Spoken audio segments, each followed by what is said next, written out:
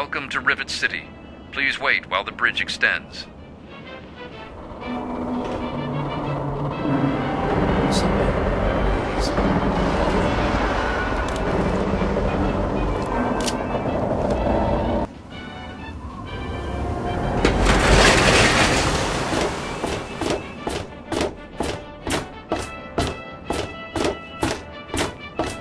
Hold it right there.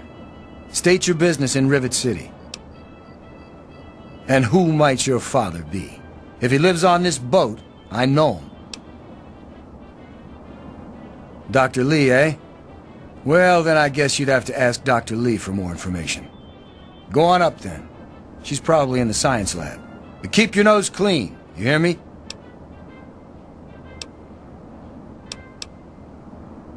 Carry on, then. I'm President John Henry Eden, and you're listening to Enclave Radio. The voice, warmth, and reason in this cold, unreasonable world.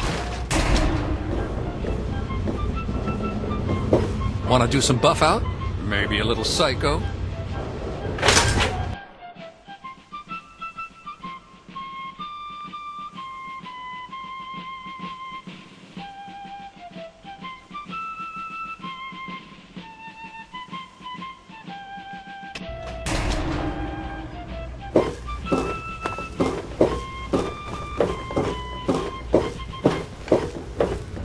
This is President Eden, and you're listening to Enclave Radio, the voice of America. Hello again, America the Magnificent. This is President Eden, and I was hoping we could talk. We live in an age of poverty, greed, violence, destruction. For the most the very advanced seat of the scientific federal center government, of the capital Washington. Look, this is a restricted area. I'm tired of telling you people. It's you. My heavens, you look so much like him. You're James's son, aren't you? What are you doing here? You were too young to remember, and I suppose James never spoke with me. Typical. I'm Dr. Madison Lee. I worked with your parents many years ago. Now I run the science lab here in Rivet City. It was all I had left. When your mother died, your father decided to leave with you. He abandoned our work. We had no choice but to do the same. You mean you haven't? I assumed he sent you here. For that matter, aren't you supposed to be in a vault? James said he left you there. Your father is no longer here, and I'd appreciate it if you didn't use that tone with me. Your father insisted that we return to work on Project Purity. I tried telling him too much time has passed. There's no way it would work. Predictably, he refused to listen to me. He says he can prove it will work and headed off to the old lab. I'm sorry, I don't know what else to tell you. It's in the old Jefferson Memorial Building, northwest of here. Please, don't go after him. It was foolish of him to even think about going there alone.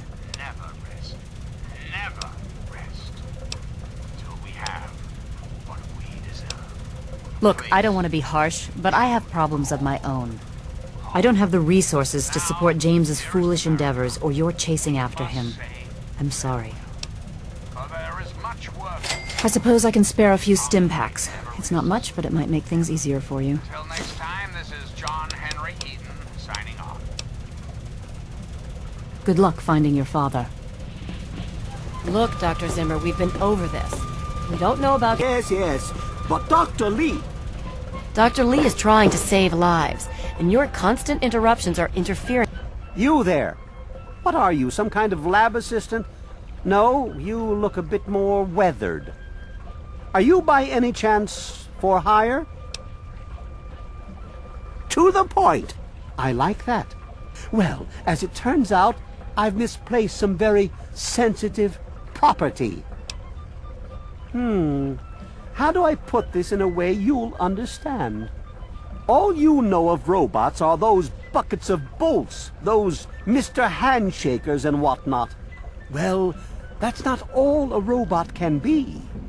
You see, in the Commonwealth, we've made artificial persons, synthetic humanoids, programmed to think and feel and do whatever we need.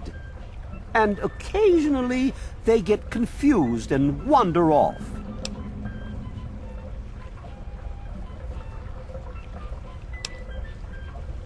You're helping me retrieve this android, aren't you? I've tracked him this far. He's out there somewhere, in the capital wasteland. He must have done something drastic, like facial surgery and a mind wipe, or else I would have found him by now. It will be no easy task. He may not even realize he's an android. Don't upset him by talking with him. Just come get me immediately. I'll handle it. Of course! I have at my disposal advanced technology from the Commonwealth. I'd be willing to share some of it with you. Just think, you'll be the envy of all your friends. Excellent! Locate my android, and you won't be disappointed. Here, listen to this message he sent me. He's mocking me. I swear, I'll make him pay for that.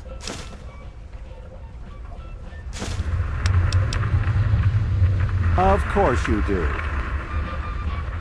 Hey.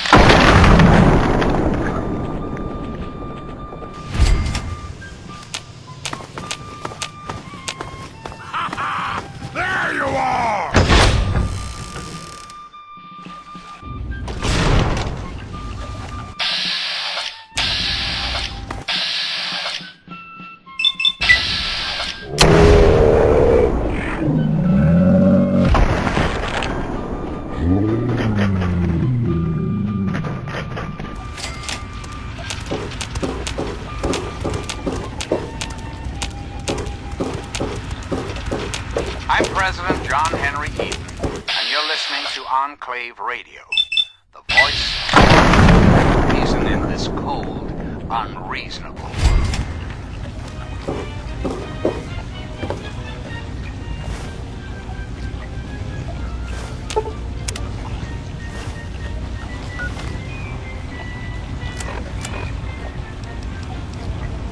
Even in Vault 101, my work on Project Purity never really stopped. Soon after we arrived, my nightly routine included sneaking into the restricted areas, searching for, I don't know, whatever I could find. It was a Vault-Tec facility after all. The place was built with some of the most advanced technology this country had ever developed. Those excursions never turned up anything particularly useful. So, one night, after half a bottle of scotch, I broke into the overseer's office. It was easy enough to hack his console, gain access to the restricted files. Most of it was garbage. Propaganda, spy reports, just plain rambling bullshit, really. But there was one thing, one name that stood out amongst all the others. Dr. Stanislaus Braun. I knew of Braun's work, of course. He was a celebrity in his day, Vault-Tec's sorcerous scientist, leaving his peers in awe of his technological wizardry. But it was in Vault 101 that night in the overseer's office I first learned of Braun's involvement in Vault-Tec's social preservation program and his work on something called GEC, the the Garden of Eden creation kit. To be honest, the gag sounded like pure fantasy, even for someone of Braun's capabilities. It was nothing short of a miracle. Terraforming module capable of producing life from complete lifelessness. But not only was this thing a reality, it was actually distributed to several vaults to be used after an atomic war. Vault 101 was, sadly, not on that list. I did some digging and discovered Braun's name on the reservation list for a Vault 112. I'm no slouch, but this man, he could have easily succeeded where I failed. Does his collected knowledge remain within the halls of Vault 112? Journals, holotapes, computer records, maybe even experiments. If I could gain access to just a fraction of Braun's genius, Project Purity would become a reality. I'm off to Vault 112 to search for anything of Braun's that might help me get this purifier up and running. All I know is that it's west of someplace called Evergreen Mills, and it's well hidden in some sort of garage. But I'll find it. I have to. It's so close. But that's the story of Project Purity, isn't it? Till next time, John Henry Eaton, signing off.